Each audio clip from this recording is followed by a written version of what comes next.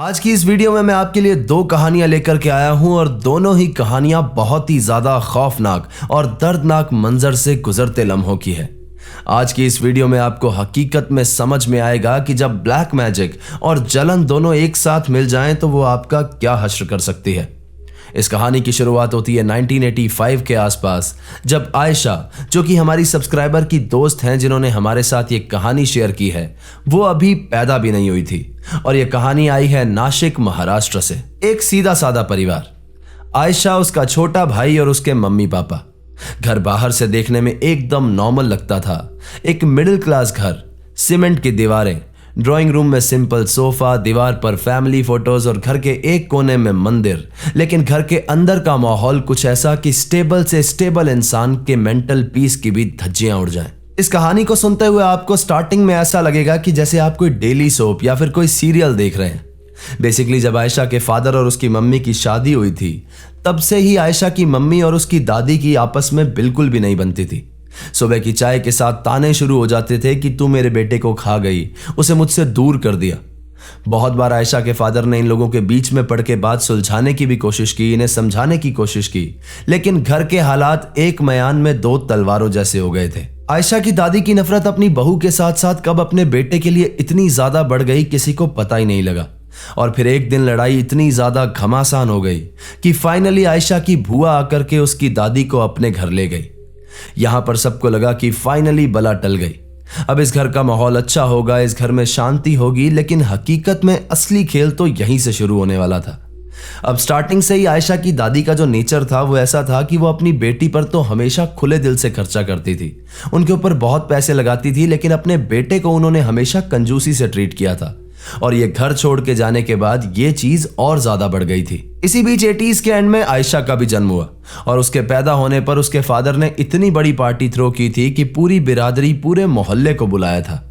सब कुछ एकदम ठीक चल रहा था और इन लोगों की फैमिली में भी एक डेवलपमेंट थी। जो माँ, जो बहन आयशा के फादर से बात तक नहीं करती थी, उनका मजाक उड़ाते थे, कहते थे कि इससे कुछ नहीं होगा, वो अब रोजाना उन्हें फोन करने लगे थे, उन्हें बात करने, उन्हें बुलावा देने लगे थे। आयशा के फादर यहाँ पर अपने काम में इतने ज्यादा बिजी हो गए थे कि इन लोगों के यहाँ पर जाने का उन्हें समय नहीं मिल पा रहा था। एक तो वो सेम शहर में नहीं रहते थे, तो 100 किलोमीटर दूर आने जाने के लिए काफी ज्यादा समय चाहिए था, जो इनके पास इस समय था नहीं। आने वाले 7-8 साल तक ऐसे ही चलता रहा। सब कुछ एकदम बढ़िया था। आयशा के फादर अपने बिजनेस में ग्रो कर रहे थे, इनके रिलेटिव्स इन्हें फोन करते रहते थे, इन्हें अपने पास बुलाते रहते थे और इन लोगों की लाइफ एकदम स्टेबल चल रही थी। लेकिन फिर आया वो दिन जिस दिन सब कुछ बदलने वाला था। आयशा के फादर का एक दिन फोन बजा। ये कॉल उनकी बहन का था। सामने से आवाज आई, भाई घर आ जाओ, मां की तबीयत बहुत ज्यादा खराब है। आयशा के फादर ने यहां पर ना अपना काम देखा ना फैमिली, और तुरंत गाड़ी उठाकर बिना अपनी वाइफ को बताए अपनी मां के घर पहुंच गए। वहां जाकर के उन्होंने देखा कि उनकी मां और उनकी बहन उनका बेसब्री से इंतजार कर रही थी और उनके जाते ही उनके साथ चिकनी चुपड़ी बातें करने लगी थी। उनकी मां की तबीयत को देखकर ऐसा बिल्कुल भी नहीं लग रहा था कि उनकी तबीयत कहीं से खराब है, यानी उन्हें झूठ बोल करके बुलाया गया था। 2 दिन तक आयशा के फादर वहीं रहे और फिर वहां से वापस लौट आए, लेकिन उनके आने के तुरंत बाद उनके बिहेवियर में चेंज होने लगा। उनके चेहरे पर एक अजीब सी बेचैनी, एक अजीब सा चिड़चिड़ापन दिखाई देने लगा।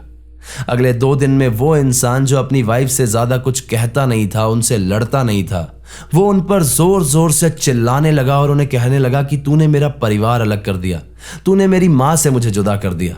इस समय तक आयशा भी करीब 8 साल की हो चुकी थी। आयशा और उसकी मदर उनका ये बिहेवियर देख करके हैरान रह गए थे कि आखिर आयशा के फादर को ये हुआ क्या है, वो इस तरह से क्यों चिल्ला रहे हैं। धीरे धीरे इसके बाद चीजें और ज्यादा बिगड़ने लगी। आयशा के फादर ने शराब पीना शुरू किया, पहले कभी कभी, फिर थोड़ा ज्यादा और फिर रोजाना।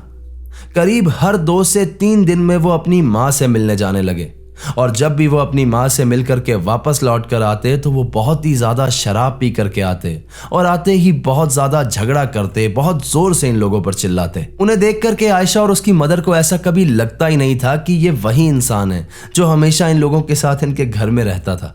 उन्हें लगता था कि ये शायद कोई और है जो ये सब कुछ कर रहा है। यहां से चीजें रुकी नहीं, बल्कि और ज्यादा खराब हो गई। आयशा के फादर का बिजनेस धीरे धीरे गिरने लगा और फिर जो बसें जिन लोगों ने खरीदी थी वो एक एक करके बेचनी पड़ी और फिर करीब 1 साल के अंदर अंदर ही सब कुछ बिक गया। ऐसा लग रहा था कि जैसे इनकी जिंदगी और ग्रोथ को कोई ग्रहण लग गया हो। आयशा ये सब कुछ देखते हुए बड़ी हो रही थी और फिर एक रोज उसकी मदर ने यह ऑब्जर्व किया कि आयशा काफी ज्यादा दुबली हो गई है। उसका वेट चेक किया गया तो वो भी काफी ज्यादा गिर गया था, जबकि ये एज तो बच्चों के ग्रोथ की होती है। इसके बाद धीरे धीरे आयशा ने डाइट लेनी छोड़ी, खाना छोड़ा और फिर आते समय में उसके चेहरे पर एक अजीब सा पीलापन रहने लगा। इसकी मदर को जब फाइनली इसकी चिंता हुई, ये सब कुछ देख करके वो डर गई, तो वो आयशा को लेकर के हॉस्पिटल पहुंची, उसके चेकअप्स करवाए गए। लेकिन ताज्जुब की बात यह थी कि आयशा के जो रिपोर्ट्स थी वो एकदम नॉर्मल थी, जैसे किसी नॉर्मल बच्चे की होती हैं। लेकिन पता नहीं क्यों आयशा धीरे धीरे बहुत ज्यादा कमजोर होती जा रही थी। समय बीता और समय के साथ आयशा ने एक और चीज शुरू की। वो रोज रात को जाकर के अपने रूम में बैठ जाती और एक बुत बन के सामने वाली दीवार को बस घूरती रहती। उसे देख करके ऐसा लगता था कि कोई चीज है जो इसकी एनर्जी चूस रही है, इसे अंदर से खा रही है, लेकिन किसी को कुछ भी समझ में नहीं आ रहा था। ऐसा करते करते इन लोगों के घर का माहौल भी बहुत ज्यादा हैवी रहने लगा था। पर कभी कभी किस्मत तय करती है कि किसको जिंदा रखना है और किसको नहीं, और कुछ ऐसा ही कोइंसिडेंस हुआ इन लोगों के घर पे भी। एक दोपहर आयशा की मदर अपने घर के बैक साइड में सफाई कर रही थी और उनके घर के पीछे एक लॉन जैसा एरिया है, वहां पर पहली बार उन्हें कोई अजीब सी चीज दिखाई दी। मिट्टी को देख करके ऐसा लग रहा था कि यहां पर कुछ उभरा उभरा है। जब उन्होंने नजदीक जाकर के वो चीज देखी तो यूं लग रहा था कि इस जगह को खोद करके वापस बंद किया गया है। बस यहीं पर उन्हें शक हो गया और वो इस मिट्टी को हटा करके देखने लगे। मिट्टी हटाते हुए पहले उनके हाथ से कुछ टकराया तो उन्होंने और मिट्टी हटाई और फिर पता लगा कि मिट्टी के अंदर एक छोटा सा मटका गड़ा हुआ था। पहले उन्हें लगा कि शायद कोई पुरानी सी चीज होगी, लेकिन जब उस मटके के ऊपर का कपड़ा हटाया गया तो जो चीज उन्होंने देखी उसे देख करके आयशा की मदर का गला सूख गया, उनके हाथ कांपने लगे। उस मटके के अंदर आयशा के कुछ कपड़े थे, कुछ कीलें थी और आयशा के कुछ बाल रखे हुए थे। उसकी मदर को आइडिया तो हो गया था कि यह क्या चीज हो सकती है, लेकिन फिर भी और क्लियरिटी के लिए उन्होंने एक आलिम साहब से कांटेक्ट किया और उनसे मिलने पर पता लगा कि उनका शक एकदम सही था। वहां पर आयशा के ऊपर ब्लैक मैजिक किया गया था और ये एक मरण क्रिया थी। लेकिन यहां पर इन आलिम साहब ने एक बात और बताई कि यह मरण क्रिया सिर्फ आयशा पर नहीं बल्कि उसके फादर पर भी की गई है, उन्हें जान से मारने के लिए या फिर उनके बिजनेस को खत्म करने के लिए। लेकिन इन बातों के साथ साथ आलिम साहब ने एक चीज और बताई जो बहुत ही ज्यादा डिस्टर्ब कर देने वाली थी। ये सब कुछ और किसी ने नहीं बल्कि आयशा की दादी और उसकी बुआ ने किया था, उसके फादर को फाइनेंशियली तोड़ने के लिए या फिर उनकी प्रॉपर्टी पर कंट्रोल करने के लिए। इसके बाद इन आलिम साहब ने आयशा के लिए कुछ रिचुअल्स किए, कुछ दुआएं पढ़ी और फिर आते समय में धीरे धीरे आयशा की तबीयत ठीक होने लगी। लेकिन उसके फादर के केस में शायद थोड़ी देर हो चुकी थी। उसके फादर की ड्रिंकिंग हैबिट रुकने का नाम ही नहीं ले रही थी, जैसे वो किसी इनविजिबल जंजीर में जकड़े हुए हों। फिर रिचुअल्स, दुआएं पढ़ते पढ़ते उनको ठीक करने की कोशिश में करीब 1 साल बीत गया। फिर एक दिन आया जब आयशा के फादर की तबीयत बहुत ज्यादा खराब हो गई। उन्हें डॉक्टर के पास ले जाया गया और डॉक्टर ने जवाब दिया कि इनकी दोनों किडनीज फेल हो गई हैं। हॉस्पिटल, इंजेक्शंस, डायलिसिस, सब कोशिशें नाकाम रही और फिर आखिर में आयशा के फादर की डेथ हो गई। किस्मत और दुआओं से आयशा तो बच गई, लेकिन उसके फादर नहीं बच पाए। लेकिन यह कहानी यहीं खत्म नहीं होती। मैंने आपको कहा था ना कि यह कहानी सुनते हुए आपको ऐसा लगेगा कि आप कोई सीरियल देख रहे हो, तो कुछ ऐसा ही मोड़ लिया इस कहानी ने। आते वक्त ने और कर्मा ने अपना हिसाब लिया। कुछ समय बाद जब आयशा की दादी बूढ़ी हो गई तो उन्हें एक अजीब सी डिजीज हो गई, जिसके चलते वो बहुत ज्यादा बीमार होती जा रही थी। देखते ही देखते वो इतनी ज्यादा बीमार हो गई कि वो खुद ही ऊपर वाले से मौत की भीख मांगने लगी। लेकिन अगर उनके हिस्से में कुछ आ रहा था तो सिर्फ दर्द, फिजिकल भी और मेंटल भी। मेंटल इसलिए क्योंकि उनकी वो बेटी जो उनको अपने साथ घर ले गई थी, जिसके साथ मिलकर के उन्होंने काला जादू किया था अपने बेटे पर, जब उनकी हालत बद से बदतर हुई तो वो बेटी भी उन्हें छोड़ करके चली गई और फिर वो तड़प तड़प करके वहीं पर मर गई। कभी कभी दुश्मन घर के बाहर नहीं होता, कभी कभी जलन और लालच इंसान को अपने ही खून के साथ ये सब करने पर मजबूर कर देती है। लेकिन एक बात मुझे समझ में नहीं आई, ये बात मुझे डाइजेस्ट ही नहीं हो रही कि अगर कोई और इंसान ये सब कर देता तो शायद मुझे समझ में भी आता, लेकिन माँ और माँ जैसी बहन, उन्होंने अपने ही बच्चे के साथ, अपने ही भाई के साथ ये सब कुछ करने से पहले एक बार भी नहीं सोचा। कहाँ गई उस माँ की ममता और बहन की राखी का प्यार, ये तो ऊपर वाला ही जाने।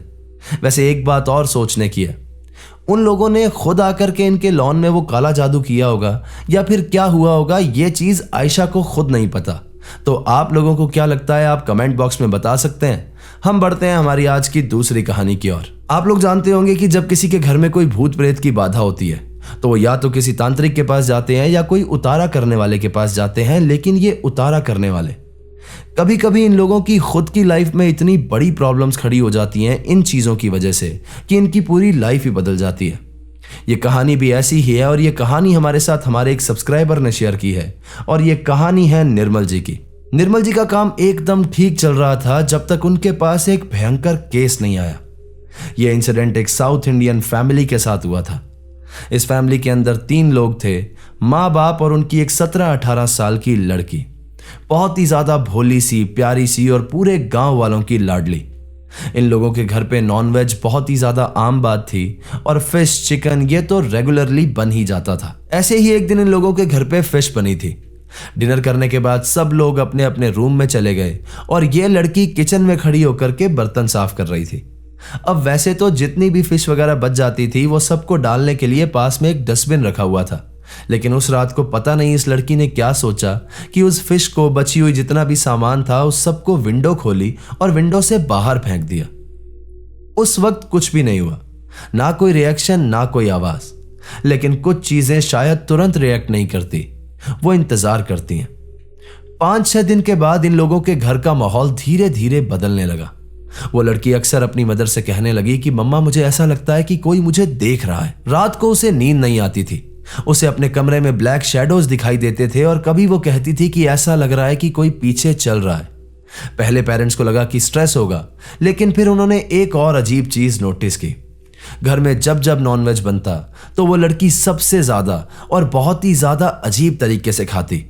एक बार उसकी मदर ने उसे टोका भी तो उसके फादर बीच में बोल पड़े कि खाने दो, यही उम्र है। उस वक्त उस लड़की ने अपनी मदर को बहुत ही ज्यादा क्रीपी स्माइल दी जो कि बिल्कुल नॉर्मल नहीं थी। वो स्माइल ऐसी लग रही थी कि जैसे कोई और ही उन्हें देख रहा हो। लेकिन उस समय ये बात आई गई हो गई।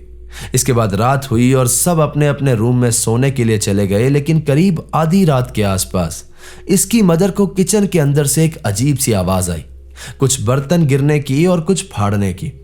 जब ये अपने बेड से उठ करके किचन के अंदर गई, जैसे ही इन्होंने लाइट्स ऑन की तो जो इन्होंने देखा वो ये शायद अपनी जिंदगी भर नहीं भूल पाएंगी। उन्होंने देखा कि उनकी बेटी किचन में स्लैब के ऊपर बैठी हुई है। उसके बाल खुले हैं, उसकी आंखें सफेद हैं और वो एक जानवर की तरह कच्चा चिकन खा रही है जो अभी अभी उसने पैकेट से फाड़ करके निकाला था। यह देख करके उसकी मदर की चीख निकल गई और उसके फादर दौड़ करके किचन में आए। जब उन्होंने किचन में आकर के ये देखा तो अपनी बेटी को स्लैब के ऊपर इस कंडीशन में देख करके उनके हालात बुरे हो गए और फिर ये दोनों इतने ज्यादा डर गए कि ये अपने रिलीजन की कुछ सेक्रेट चीजें पढ़ने लगे। यहां पर वो लड़की थोड़ी देर के लिए कमजोर पड़ी, लेकिन फिर अचानक से वो खड़ी हुई और घर से बाहर भागने की कोशिश करने लगी।